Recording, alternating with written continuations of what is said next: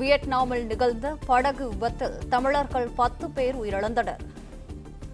படகு விபத்தில் உயிரிழந்த 15 பேரில் 10 பேர் தமிழகத்தை சேர்ந்தவர்கள் என்ற அறிவிப்பு வெளியாகியிருக்கிறது. கூடுதல் விவரங்களுடன் இணைகிறார் எமது செய்தியாளர் நிரஞ்சன். நிரஞ்சன், வணக்கம். மேலும் விவரங்கள்.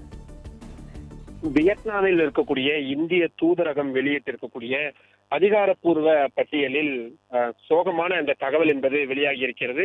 முதல் கட்டமாக 15 பேர் உயிரிழந்திருக்கிறார்கள் என்ற அந்த செய்தி என்பது வெளியிடப்பட்டிருக்கிறது.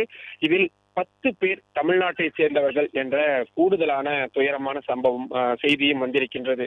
குறிப்பாக பட்டியலை பொறுத்தவரை செந்தில்குமார், முருகப்பிரபு, ஸ்ரீதர், ஷேக் அப்துல்லா, பாலாஜி, விஜயகுமார், ரவிசங்கர், சந்தோஷ்குமார், பாபு, அழகுராஜன் என்ற இந்த 10 பேர் தான் உயிரிழந்திருப்பதாக தகவல் என்பது கொடுக்கப்பட்டிருக்கின்றது. ஆந்திராவை சேர்ந்த 3 பேர், கேரளாவை சேர்ந்த 2 பேர் என்று இந்த பட்டியலானது வெளியாகி இருக்கிறது. கேரளாவை சேர்ந்த பெண் ஒருவரும் உயிரிழந்திருக்கிறார். கணவன் மனைவி என்று இருவர் இந்த விஷயத்தில் உயிரிழந்திருக்கிறார்கள் என்பதான விஷயம் என்பது சொல்லப்பட்டிருக்கின்றது. பெரும்பாலும் தென்னிந்தியர்கள் உயிரிழந்திருக்கிறார்கள். அதிலும் தமிழ்நாட்டை சேர்ந்த 10 பேர் உயிரிழந்திருக்கிறார்கள். இன்னும் யார் யாரெல்லாம் கடலில் காணாமல் போயிருக்கிறார்கள், யாரேனும் அடியில் இழுத்து செல்லப்பட்டிருக்கிறாரா போன்ற பல்வேறு தகவல்களும் தொடர்ச்சியாக திரட்டப்பட்டு வருகின்றது. பலி எண்ணிக்கை மேலும் அதிகரிக்குமோ என்ற அச்சம் ஒரு பக்கம் இருக்கின்றது. துயரமான சம்பவம் என்பதுதான் நடந்திருக்கின்றது. அதில் வரக்கூடிய பெயர்கள் மற்றும் வரக்கூடிய வயது இதெல்லாம் பார்க்கும் பொழுது இன்னும் மனதை கனக்க செய்யக்கூடிய விஷயம்தான் இருக்கிறது. இன்னொரு பக்கம் உயிரிழந்தவர்களின் உடல்களை மீட்டு இந்தியாவிற்கு கொண்டு வருவதற்கான வேலைகளை தூதரகம் வாயிலாக மேற்கொண்டிருக்கிறார்கள். மத்திய வெளியுறவுத்துறை அமைச்சக அதிகாரிகள் இதில் மிக தீவிரமாக ஈடுபட்டிருக்கிறார்கள்.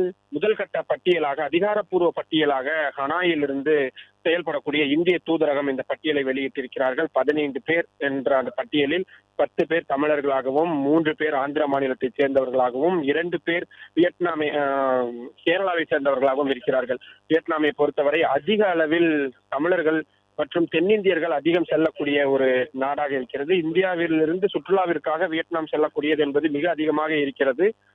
ஆனால் இப்படியான ஒரு துயர சம்பவம் என்பது நடந்திருக்கிறது. சம்பந்தப்பட்ட அந்த லாவா படகு நிறுவனம் என்பதும் பொறுப்பேற்று இருக்கிறார்கள். நாங்கள் மீட்பு பணிகளையும் உதவித்தொகை வழங்குவதையும் நாங்கள் கவனம் செலுத்தப் போகிறோம் என்று சொல்லியிருக்கிறார்கள். இனிமேல் இப்படியான ஒரு துயர சம்பவம் நடக்காமல் நாங்கள் பார்த்துக் கொள்வோம் என்றும் சொல்லியிருக்கிறார்கள். ஆனால் போன உயிர்கள் மீண்டு வருவதற்கான வாய்ப்பே கிடையாது.